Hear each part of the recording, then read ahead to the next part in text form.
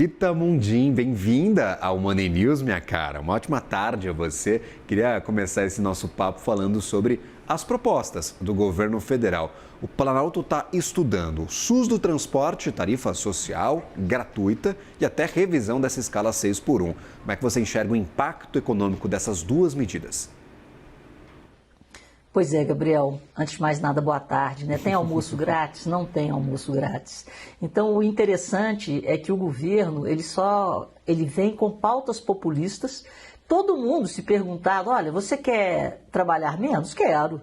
Você quer andar no transporte público gratuitamente? Quero. Todo mundo quer. Mas você tem que ver se no país chamado Brasil isso é viável, com os recursos que nós temos e com o estado de produtividade da nossa economia. Porque a nossa economia ela tem crescido nos últimos anos muito em cima de um crescimento de demanda e não pela produtividade. Eu vivo falando isso aqui no News, no Money e também na CNN lá com a Thaís. O crescimento brasileiro ele tem que achar a rota da produtividade, porque só a agropecuária cresce com produtividade. Os outros setores estão praticamente estagnados. Então é um crescimento em cima de demanda, uma demanda estimulada por quê? Gastos públicos sob a forma de auxílios. Então nós temos um crescimento totalmente fora da curva da sustentabilidade. Então esse crescimento nos leva ao endividamento crescente, à explosão da nossa dívida, da relação dívida-PIB e, em consequência disso, o nosso risco vai lá para cima. E se o risco país é alto, a taxa de juros não cede. E a sociedade inteira paga essa conta. Nós vimos agora, a Receita acabou de divulgar os dados da arrecadação de janeiro, um crescimento de 3,56%, crescimento real. A arrecadação chegou a quase 326 bilhões. Aí a gente olha, né? O que estão pagando cada vez mais impostos. E se você acha que vai ter a contrapartida de uma redução de despesa? Não. Mas existe a contrapartida de pautas populistas em ano eleitoral. Os recursos são finitos. Então nós temos que ter juízo e, infelizmente, a ignorância financeira da maioria da população acredita que o almoço é grátis. E o almoço não é grátis. Nós todos pagamos, principalmente sob a forma de juros. Quando você paga 1 trilhão de juros por ano em cima de uma dívida, nós estamos distribuindo para a população um dízimo social. Está todo mundo pagando, essa conta é nossa. Então está tudo errado. Então, assim, você falou do estudo aí da CNI, a Federação do Comércio fez um estudo, principalmente na área, né, de comércio, serviços, vai causar um impacto aí de aumento de custos de 22%, também em cima das empresas menores, aquelas que têm até 9 funcionários. Então vai ser um caos. Nós estamos induzindo o Brasil de forma consciente, né, porque é o Congresso que está votando isso. Nós estamos levando o país para desemprego e até mesmo inflação. Porque se não houver um ajuste, né, no custo aí da hora trabalhada, os serviços vão aumentar, tudo vai aumentar. Porque se as pessoas vão trabalhar menos, você vai ter que contratar mais. E vamos ter também uma perda de produtividade e fechamento de empresas, aquelas que mais empregam, que são as pequenas, né, micro, pequenas e médias empresas que vão sofrer mais. Então está tudo errado e está todo mundo achando lindo. Nós somos um país pobre, nós não temos produtividade, nós não temos educação para termos o bônus dos países desenvolvidos. Para chegar nesse bônus, é preciso políticas públicas de qualidade para mudar a qualidade do cidadão. A qualidade do cidadão está na qualidade da educação que ele recebe, está na qualidade da saúde que ele recebe e da segurança. E também da infraestrutura capaz de fazer com que esse cidadão produza melhor, tenha uma renda maior por produtividade e não por tomada de crédito ou recebimento de qualquer tipo de auxílio. Então, a gente tem que refletir. É lógico que nós queremos o melhor país do mundo, mas isso tem que ser construído. E essa construção passa principalmente pelo problema estrutural das contas públicas, da falta de equilíbrio fiscal, da falta de responsabilidade dos políticos em tratar o dinheiro do contribuinte. E agora, mais pautas populistas. Não dá, estamos caminhando para o caos. Falando em caos, a gente fala também, Rita, sobre essas novas tarifas de Donald Trump. Afinal, eram tarifas altíssimas, a gente teve um vai e vem danado no ano passado, foram derrubadas pela Suprema Corte. Aí Donald Trump anuncia tarifa de 10%. Aí ele pensa melhor e fala, não, gente, quer saber? Vamos colocar 15%. E aí agora está valendo as de 10%. A gente não sabe quando que 15% vai passar a valer, se vai passar a valer ou não. Isso aí está tudo ainda em suspensão.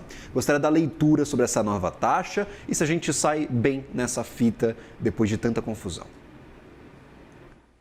Como nós fomos extremamente punidos, né? O Brasil lá levou os 50% na cabeça, para nós foi uma bênção, e principalmente em um momento em que o presidente Lula está prestes a visitar o presidente Trump e fazer aí um acordo. O que eu acho que aconteceu? O Trump tem o direito, pela seção 122 da Lei de Comércio de 1974, de elevar a tarifa até 15% em caso de perigo, né, do balanço de pagamentos. E realmente, né, ele saiu aí de uma média entre 17% e 19%, que foi a média de recolhimento de tarifas em 2025.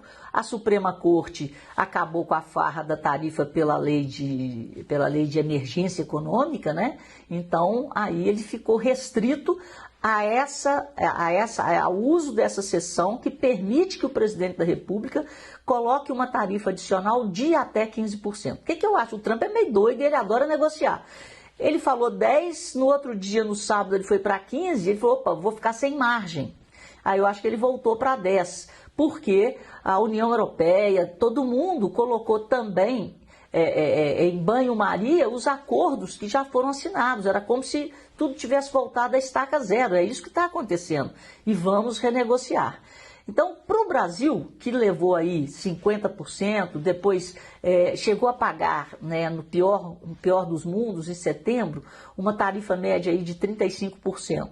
Depois, em novembro, com a isenção dos alimentos, essa tarifa caiu para 26%. E agora, com essa nova tributação aí, dessa tarifa global de 10%, então, aqueles itens que estavam sendo tributados em 50%, quer dizer, na média, o Brasil vai passar a pagar algo em torno de 13,5%, 13%. Até ontem, a conta era 14%, nesse nível aí de 15%. Mas agora, com essa queda, nós vamos ter uma redução ainda na média paga pelas empresas brasileiras.